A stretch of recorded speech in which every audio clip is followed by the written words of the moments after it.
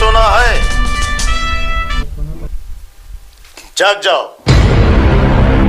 अंमली पदार्थांविरोधात ग्रामीण पोलिसांनी मोठी कारवाई करत परराज्यातून गांजा आणून विक्री करण्याच्या तयारीत असलेल्या तिघांना अटक केली आहे। या कारवाईत तब्बल 36 किलो 270 ग्रॅम गांजा जप्त करण्यात आला असून 7,55,000 रुपयांचा मुद्देमाल पोलिसांच्या ताब्यात घेण्यात आला आहे। अटक करण्यात आलेल्या आरोपींमध्ये सचिन लक्ष्मण बनसोडे, एकनाथ नामदेव लेंडवे आणि अनिल लक्ष्मण रोंगे यांचा समावेश आहे। स्थानिक गुन्हे शाखेचे वरिष्ठ पोलीस निरीक्षक संजय जगताप यांच्या सूचनेनुसार सहाय्यक पोलीस निरीक्षक ज्ञानदेव वाघ आणि त्यांच्या पथकाने ही धडक कारवाई केली। तालुका पोलीस ठाण्याच्या हद्दीत गस्त घालत असताना पोलिसांना गुप्त माहिती मिळाली की बोरामणी जवळील वैष्णवी ढाबा परिसरात छत्तीसगडमधून आणलेला गांजा विक्रीसाठी आणण्यात आलाय। माहितीच्या आधारे पोलिसांनी सापळा रचला।